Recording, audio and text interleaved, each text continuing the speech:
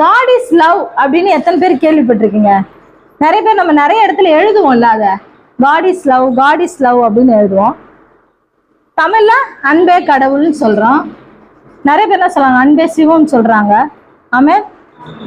சரி, God is love இது எல்லாரும் யூஸ் பண்ற வார்த்தை, எல்லா மதத்தோரும் யூஸ் பண்ணுவாங்க. எந்த காடுன்னு தெரியாது, பொதுவா காட் இஸ் லவ்னு சொல்லுவாங்க. இன்னைக்கு நம்ம அந்த காட் இஸ் லவ், லவ் பத்தி தான் நம்ம பார்க்க போறோம். ஆமென். நம்மளுக்குள்ள எல்லாருக்குள்ளயும் ஒரு தப்பான எண்ணம், லவ்னா தப்புதான் அப்படின்னு நம்ம நினைச்சிட்டு இருக்கோம். இல்ல, அல்லேலூயா. லவ்னா அன்பு. அல்லேலூயா. தகப்பன் பிள்ளை மேல வைக்கிற அன்பு, கணவன் மனைவி மேல வைக்கிற அன்பு, சிநேகிதர் ஒருவர் மேல ஒருவர் வைக்கிற அன்பு, அல்லேலூயா, பிள்ளைகள் பெற்றோர் மேல வைக்கிற அன்பு, இது எல்லாமே லவ் தான். ஆமென். நம்ம அந்த வார்த்தைய தப்பாவே சொல்லி சொல்லி நம்ம அதை பழக்கப்படுத்திட்டோம், கேட்டு பழகிட்டோம். அல்லேலூயா. இந்த லவ்ன்ற வார்த்தைய நம்ம தப்பாவே கேட்டு பழகினதுனால நம்ம பிள்ளைங்க ஏதாவது சொன்னா கூட, லவ் அப்படின்னு சொன்னா கூட நம்ம என்ன பண்றோம், ஏய் வாய் மூடு, அல்லேலூயா சொல்றோமா இல்லையா? அப்போ லவ்ன்ற வார்த்தை ஒரு கெட்ட வார்த்தையா அப்படின்னு கேட்டீங்கன்னா இல்ல, ரொம்ப நல்ல வார்த்தை. ஆமென். ஏன்னா நம்மளே எழுதுறோமே, காட் இஸ் லவ், கடவுள் அன்பா இருக்கிறாரு. அதுக்கு பேர் என்ன? கடவுள் அன்பா இருக்கிறாரு. இப்ப நம்ம எல்லாமே தெரிஞ்சோ தெரியாமலோ கடவுள் அன்பா இருக்கிறாருன்னு சொல்றான். அப்போ நீங்க யோசித்து பாருங்க, எந்த கடவுள் அன்பா இருக்கிறாரு? ஆமென். மதத்தையும் நான் குறை சொல்லல, நம்ம சற்றே சிந்திச்சு பார்க்கணும்னு சொல்றேன். ஆமென். இதுக்கு நான் படிச்சிருக்கணும், பெரிய டிகிரி படிச்சிருக்கணும்னு அவசியம் இல்லை. சாதாரண ஒரு சிந்திக்கக்கூடிய மனுஷர்களா இருந்தா போதும். ஆமென். கர்த்தர் எல்லாருக்குள்ளும் ஞானத்தை வச்சிருக்கிறாரு. பாத்தீங்கன்னா எக்ஸாம்பிளுக்கு எங்க ஊரை எடுத்துக்கிறேன், பத்ரகாளி ஒரு கோயில் ஒண்ணு இருக்குது. ஆமென். அந்த கோயில பார்த்தா அது நிறைய கையெல்லாம் இருக்கும், கத்தியெல்லாம் வச்சுட்டு இருக்கும். திருவிழா 10 நாள் கொண்டாடுவாங்க. அந்த 10 நாள் திருவிழா கொண்டாடும் போது நாங்களாம் என்ன பண்ணுவோம்னா, விரதம் இருந்து காப்பு கட்டி பால் சம்பு எடுத்து இந்த மாதிரியான காரியங்கள்லாம் செய்வோம். ஆனா அந்த 10வது நாள் வந்து பாத்தீங்கன்னா அந்த பாட்டெல்லாம் போட்டு ஆடும்போது நான் எங்க நிப்பேன்னா அந்த கோயில் பக்கத்துல நிக்க மாட்டேன். கோயிலுக்கு எனக்கும் 1 கிலோமீட்டர் தூரம் இருக்கும். அல்லேலூயா. அங்க இருந்து இதுல பாக்குற மாதிரியே பார்த்துன்னு இருப்பேன், கேமரால பாக்குற மாதிரியே. அல்லேலூயா. ஏன் யாருக்கா தெரியுமா? நீங்களும் என்ன பார்த்திருப்பீங்கல்ல, எல்லாம் அப்படியே ஆவேசமா ஆடிக்கிட்டு இருப்பாங்க. அல்லேலூயா. பாட்டு எப்படி ஆடுவாங்க? ஆவேசமா ஆடுவாங்க. சரி, ஒரு அன்பு இருக்க இடத்துல ஆவேசம் இருக்குமா?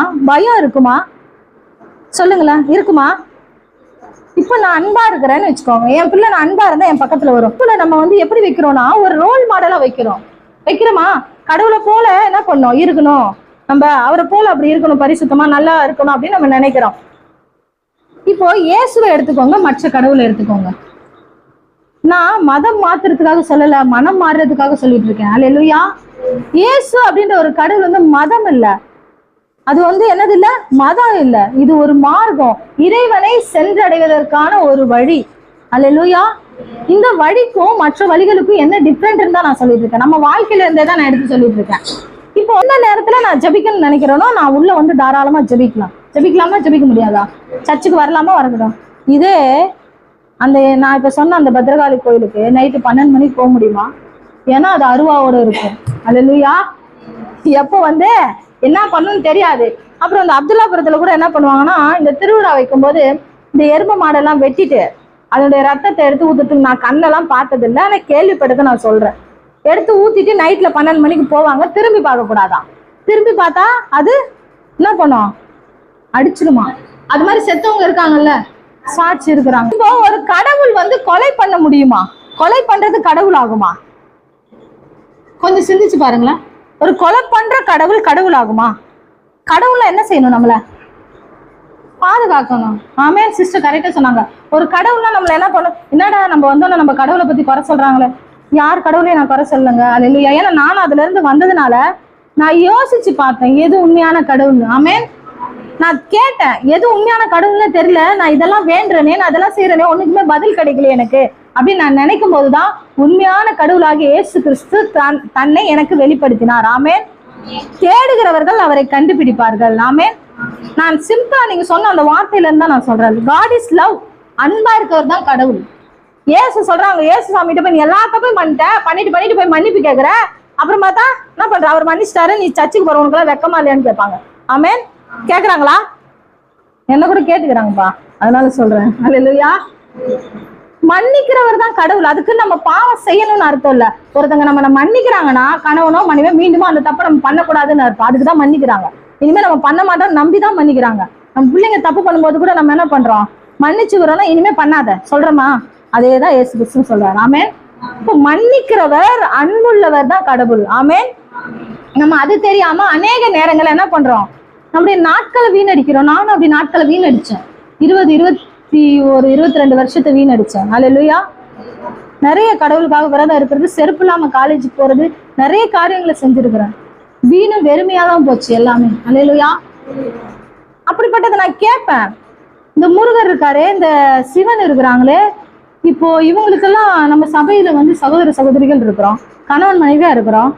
நம்ம ஒரு கும்பிடுற கடவுள் நம்மளுக்கு ஒரு ரோல் மாடலா இருக்கணும். முருகனை போல நம்ம கணவன் இருந்தா நம்ம ஒத்துக்குவோமா? எந்த அடிப்படையில கேட்கறேன்னு தெரியுதா? முருகருக்கு எத்தனை வைஃபுப்பா? சகோதரிகளை சொல்லுங்க, எத்தனை வைஃபு? 2. சகோதரர்கள் சொல்லுங்க, எத்தனை வைஃபு பிரதர்? 2ங்களா? 2. இதை நம்ம கணவருக்கு 2 இருந்தா நம்ம ஒத்துப்போமா? நான் சண்டை போடுவோம். கடவுளுக்கு மட்டும் 2 வைஃப் இருக்கும்போது எப்படிப்பா போய் கும்பிடுறோம் நம்ம? சொல்லுங்களேன் சிஸ்டர் பிரதர்ஸ், உங்க அறிவு சிந்தனை தூண்டி விடும்படியா நான் கேட்கிறேன் இந்த கேள்விகளை. அல்லேலூயா. இப்ப கடவுளுக்கு 2 வைஃப்னா ஒத்துக்கிறோம், நம்ம புருஷனுக்கு 2 வைஃப்னா ஏன் ஒத்துக்க கூடாது? கடவுளே அப்படிங்கிறாரு. அது எப்படிங்க கடவுளுக்கு மட்டும் ஒத்துக்கிறீங்க? கடவுள் எங்க இருக்கிறாரு, நான் எங்க, அந்த கடவுள் தானே வணங்குறோம். அப்போ எனக்கு தெரிஞ்சு நிறைய ஆண்கள் இந்து மதம் சொல்ற அந்த மார்க்கத்துல இருக்கிறவங்க அப்படி வச்சுக்கிறது தப்பு இல்லை. ஏன்னா என் கடவுள் அப்படி வச்சுக்கிறாரு. அல்லேலூயா. அவங்க அறியாமையில இருக்கிறாங்க. ஆமென். அவங்க இந்த காரியங்களை புரிந்து கொள்ளாம இருக்கிறாங்க. நாம புரிந்தவர்களா இங்க உள்ள உட்கார்ந்து கொண்டு இருக்கிறோம். அல்லேலூயா. நம்ம சொல்றோம் வீட்டுக்குள்ள கெட்ட வார்த்தை பேசாத, வீட்டுக்குள்ள தேவையில்லாத பிரச்சனையை பேசாத, ஏன்னா வீட்டுல என்ன ஆகும் அதே நடக்குன்றோம். சொல்றோமா இல்லையா?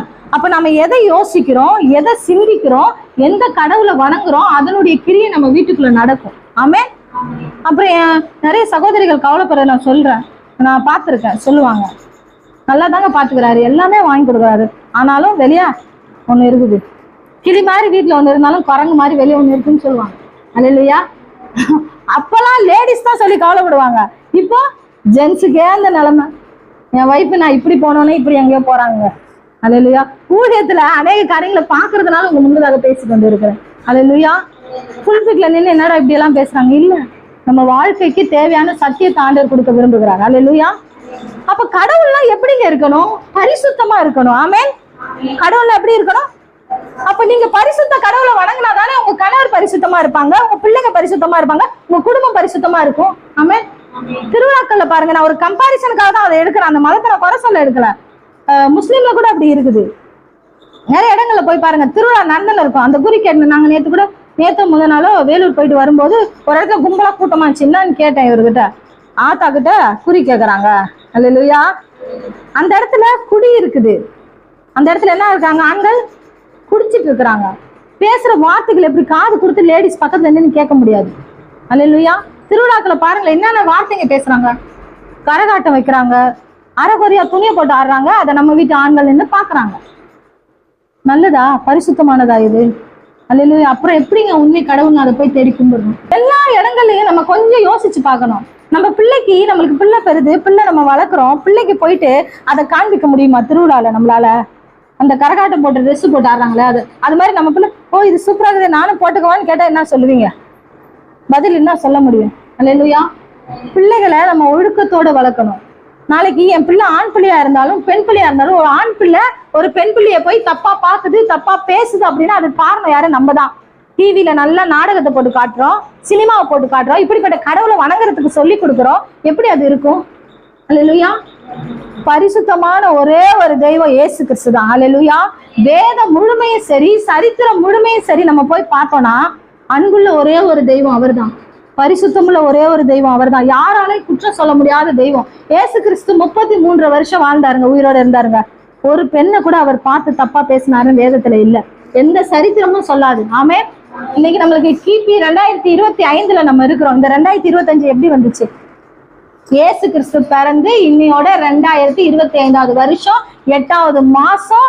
இன்னைக்கு டேட் எங்க? 17ஆம் 16ஆம் தேதியில இருக்கும். அவருடைய பிறப்பு ஒரு சரித்திரமாய் மாறினது. அல்லேலூயா. நீங்க இது மட்டும் உண்மைன்னு சொல்றீங்க, அப்ப எங்க இதெல்லாம் உண்மை இல்லையா அப்படின்னு நீங்க கேட்டீங்கன்னா என்னால சொல்ல முடியும். நீங்க கூகுள்ல போய் டைப் பண்ணி பாருங்க, நீங்க வேற எங்க கூட வேணா போய் ஆராய்ச்சி பண்ணி பாருங்க. இந்த வேதத்துல சொல்லப்பட்டதெல்லாம் அநேக காரியங்கள் நடந்து முடிந்து விட்டது. ஆமென். இப்ப இனி நடக்க போகிற காரியங்களும் வேதத்துல சொல்லப்பட்டிருக்குது. கொரோனா வந்தது, அது சொல்லப்பட்டிருக்கா? சொல்லப்பட்டிருக்குது. பூமி அதிர்ச்சிகள் வருது, சொல்லப்பட்டிருக்கா? சொல்லப்பட்டிருக்குது. ஏசு கிறிஸ்து இது எல்லாவற்றையும் காட்டி ஏசு கிறிஸ்து வரப்போறாருன்னு சொல்லப்பட்டிருக்குது. அல்லேலூயா. அவர் வரப்போறாருன்றது உண்மை, சத்தியம். அதை இந்த சத்திய வேதம் சொல்லுகிறது. ஆமென். அதற்காக தான் நீங்களும் நானும் ஆயத்தப்படுறதுக்காக இங்க சபைக்கு வந்து உட்கார்ந்து இருக்கிறோம். ஆமென். நம்மளை போல நாமளும் அந்த மாதிரிதான் அறியாதவர்களா வெளியே இருந்தோம். அவர்களை பார்த்து நம்ம குறையும் சொல்லக்கூடாது, திட்டக்கூடாது. நம்ம அன்புள்ளவர்களா இருக்கணும். ஏன்னா நம்ம தெய்வம் நம்மளுக்கு என்னத்தை கத்துக் கொடுக்குறாரு? அன்பை கத்துக் கொடுக்குறாரு. ஆமென். நம்மளுக்கு அவங்கள பார்த்தா அவங்க என்னத்த சொன்னாலும் கேட்க மாட்டாங்க. அப்படியே போய் கோயிலுக்கு போயினுக்குறாங்க. எப்படி காவடி தூக்கின்னு போயினுக்குறாங்க பாரு. அவங்கள பார்த்து அந்த சில கிறிஸ்தவர்கள் அது மாதிரி சொல்றது. ஆமென். அப்படி சொல்லாதீங்க. உங்களுக்கு தெரிஞ்சது அவங்களுக்கு தெரியல, அவ்வளவுதாங்க வித்தியாசம். அல்லேலூயா. இயேசுதான் உண்மையான கடவுள் உங்களுக்கு தெரியுது, ஆனா அவங்களுக்கு தெரியல. ஆமென். அவங்களுக்கு சொல்றதுக்கு ஆள் இல்ல. அவங்களுக்கு சொல்றதுக்கு நீங்களும் நானும் தான் இருக்கிறோம். அல்லேலூயா.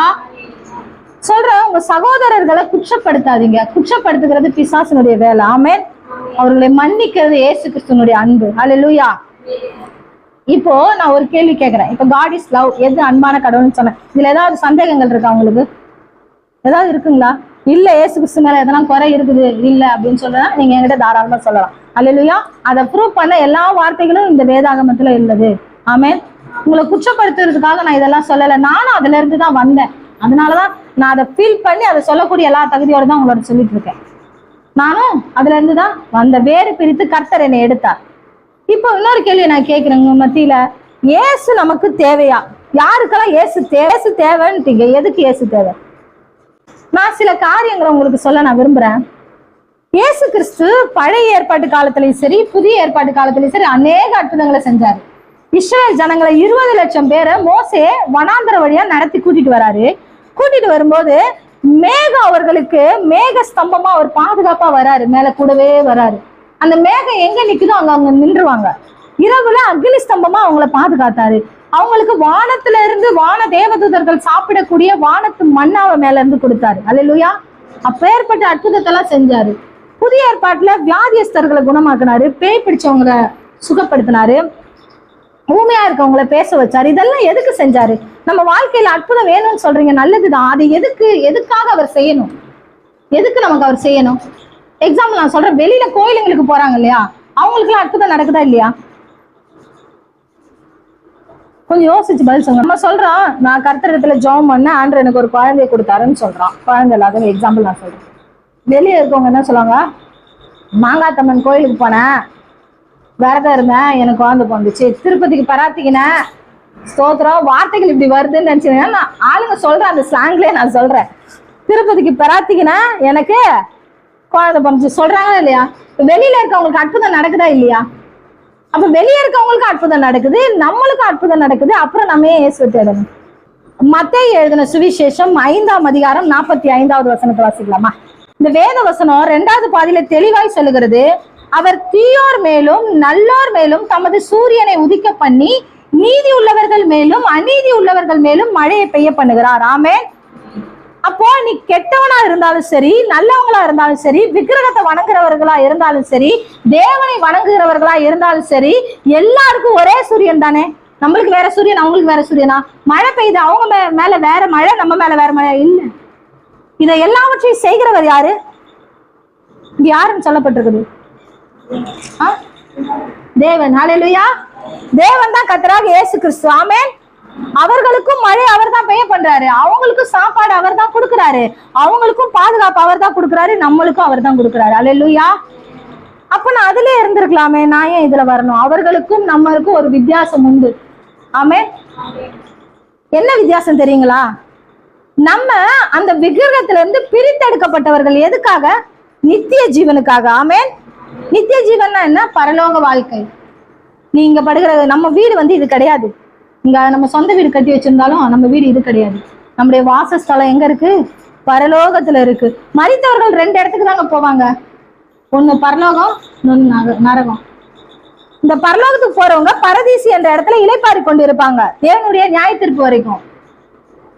பரலோகத்துக்கு போகாம அநீதி உள்ளவர்கள் ஆண்டவர் சொல்லியிருக்காருல்ல, இந்த அநீதி உள்ளவர்கள், தேவனை அறியாதவர்கள், துன்மார்க்கமா தங்க வாழ்க்கையை கெடுத்து கொண்டிருக்கிறவர்கள், வேசித்தன விபச்சாரம் செய்கிறவர்கள், திருடுகிறவர்கள், கொலை செய்கிறவர்கள், பொய் பேசுகிறவர்கள், அந்நிய நம்ம சொல்றோம் அவன் நல்லா வந்து ஏமாத்தி சம்பாதிக்கிறான்னு சொல்றோம்ல, அவங்க எல்லாம் பாதாளத்துல போவாங்க. அல்லேலூயா.